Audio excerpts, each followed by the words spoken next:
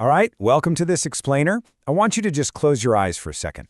Imagine the sharp, stinging smell of damp oak, pine tar, and harsh vinegar. You're suspended in a swaying canvas hammock, crammed into a space with barely 5 feet of headroom. All around you is the constant groaning of massive wooden timbers and the heavy, rhythmic breathing of 600 other men. We're not just going to run through a dry history of the 18th century Royal Navy today. We're going to reconstruct the actual, lived, sensory reality of the ordinary guys who powered the greatest maritime empire the world had ever seen. Okay, let's dive into this with a famous quote by Dr. Samuel Johnson. He once said, "Life on a warship is like being in jail with the added hazard of drowning." And honestly, that quote perfectly hits the nail on the head when it comes to the monolithic myth of the sailing navy. For centuries, our popular imagination has essentially viewed these ships as floating concentration camps, right? Places governed entirely by sadism, rotten food, and absolute misery. It's a super compelling, dramatic image, but the historical reality is actually far more complex, and honestly, far more contradictory than Johnson's witty little observation suggests. So we have to ask, was the wooden world really just a floating hell? To really answer that, we have to peel back the myths and look at the actual archaeological and administrative evidence of everyday survival. Was it an incredibly harsh environment? Oh, absolutely.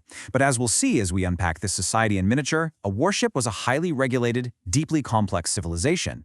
It was a world that, prepare to be surprised here, frequently outpaced the civilian standards of living, hygiene, and even justice of its time.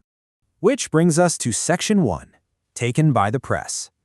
Before we can understand how these men lived, we really need to understand how they got there in the first place, and that is through the brutal mechanism of impressment. You see, the state legally claimed the right to the services of its mariners during wartime. This wasn't just some random, chaotic kidnapping. It was a highly targeted state-sanctioned draft executed by the impress service. Armed press gangs would literally patrol maritime ports, raid waterfront taverns, and physically drag experienced merchant sailors, and yeah, occasionally random landsmen, directly into the Royal Navy.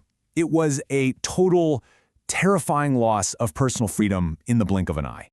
Now you might be thinking, why on earth would they do this? Well, the Admiralty didn't rely on impressment out of pure malice. They were totally trapped by the brutal mathematics of naval logistics. To fight a global war, the fleet suddenly required up to 40,000 extra men. But the Navy's pay was completely stagnant, while civilian merchant ships were paying double during wartime. Add to that the absolute terror of disease. Scurvy alone was estimated to wipe out 50% of a crew on a major voyage, and you've got a massive manpower deficit. Impressment was basically the desperate forced engine that kept these floating fortresses operational. Let's move on to Section 2, the tyranny of time. Once you were trapped aboard, the ship functioned as an unrelenting 24-hour machine. The crew was split into 2 halves, taking turns working 4-hour shifts on deck. Now, what's really interesting about this slide is how they managed the math of those shifts. If you strictly followed 4-hour blocks, the exact same men would suffer the exhausting midnight to 4 a.m. middle watch every single night. They'd never recover. So they invented the dog watches. By splitting the late afternoon into 2-hour shifts, they brilliantly offset the whole rotation. It was a vital, structural adaptation to literally preserve the sanity and physical endurance of the crew. But here's where we hit a profound historical contradiction. We naturally picture the cramped gun deck as an absolute nightmare, right? Yet, let's contrast it with the civilian life the average sailor was leaving behind.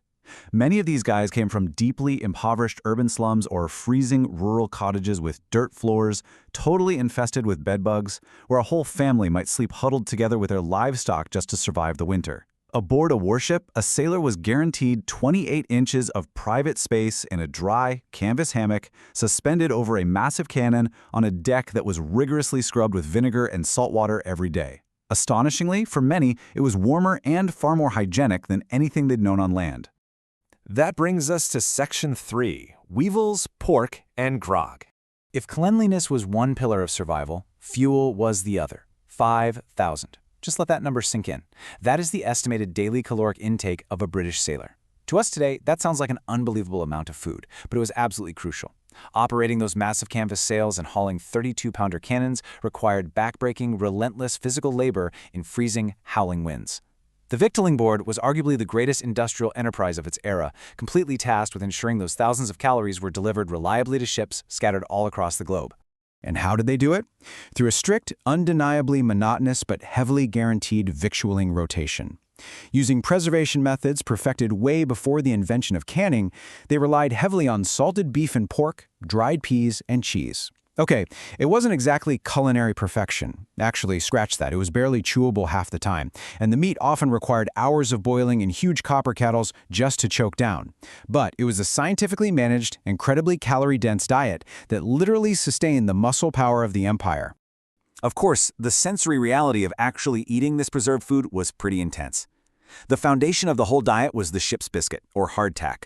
Baked with just flour and water, it could last for years, but well, it inevitably became a cozy home for weevil larvae and beetles. A universal sound echoing through the lower decks at mealtime was this rhythmic tap, tap, tap of sailors knocking their rock-hard biscuits against the wooden tables to literally dislodge the insects before taking a bite. It perfectly blends the sheer disgust of shipboard life with their unyielding, everyday survival instinct. Let's move on to Section 4, Surviving the Gun Deck. So despite packing in 5,000 calories a day, these men were locked in a constant battle against invisible enemies. So the crucial point is that disease, not French or American cannons, was the true grim reaper of the wooden world. Typhus, which they called jail fever, was often brought aboard by pressed men dragged straight from infected prisons, and it could wipe out a crew in days. Dysentery swept through contaminated water casks. But the Royal Navy didn't just accept this, they fought back with science. They used slop ships as floating quarantine stations to scrub recruits down and literally burn their infected civilian clothes before they ever set foot on a warship. It was a massive institutional effort that drastically cut mortality rates. Which brings us to our final section, the captain's daughter. When hygiene and routine failed to keep order in this floating city, the system relied on deeply theatrical discipline. The ultimate, terrifying symbol of this authority was the cat o' nine tails. The sailors, with their dark sense of humor, grimly referred to it as the captain's daughter. It was maintained with a chilling sort of professionalism by the boatswain's mates and was always kept hidden away in a red cloth or baize bag. In fact, removing this whip for a punishment was such an anxiety-inducing, horrific moment for the crew that it literally gave the English language the idiom, letting the cat out of the bag. And a flogging was never, ever just a random beating. It was a deeply choreographed ritual of state power. When the drum rolled, the entire ship's company was forced to muster on deck. Marines stood by at attention with loaded muskets just to prevent any hint of mutiny. The offender was stripped and lashed to an upturned wooden grating, and the captain would solemnly read the Articles of War aloud. This wasn't merely about inflicting physical pain on one guy. It was a calculated act of psychological dominance meant to brand the cost of disobedience into the minds of every single sailor watching. And yet, right in the face of this overwhelming theatrical dominance, we see the incredible, unbreakable resilience of human psychology. According to accounts from military surgeons of the time, a sailor would often place a lead musket bullet between his teeth before the very first strike. By biting down on that lead, often chewing it until it was completely flat and jagged, they forcibly prevented themselves from screaming. Enduring the lash in stubborn, absolute silence was a profound assertion of personal pride.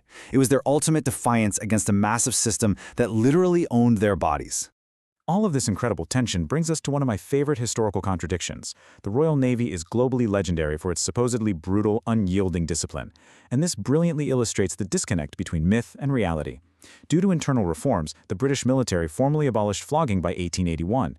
Meanwhile, civilian judicial flogging, the whipping of ordinary citizens for crimes in the civilized courts back on land, remained perfectly legal in Britain all the way until 1948. The so-called brutal military abandoned this form of torture almost 70 years before the civilian world finally caught up. Which leaves us with a final lingering question. We always talk about these massive oak ships as the wooden walls of the empire, but the true foundation wasn't the timber, was it? It was the scarred bodies, the chewed lead bullets, the mental endurance of those exhausting dog watches, and the incredible gritty resilience of the ordinary captive men who survived this crucible. They were thrust into an environment of extraordinary constraint, yet they formed a functioning civilization that literally shaped the modern world. So definitely think about that the next time you hear a romanticized tale of the high seas. Thanks for joining me on this deep dive into the wooden world.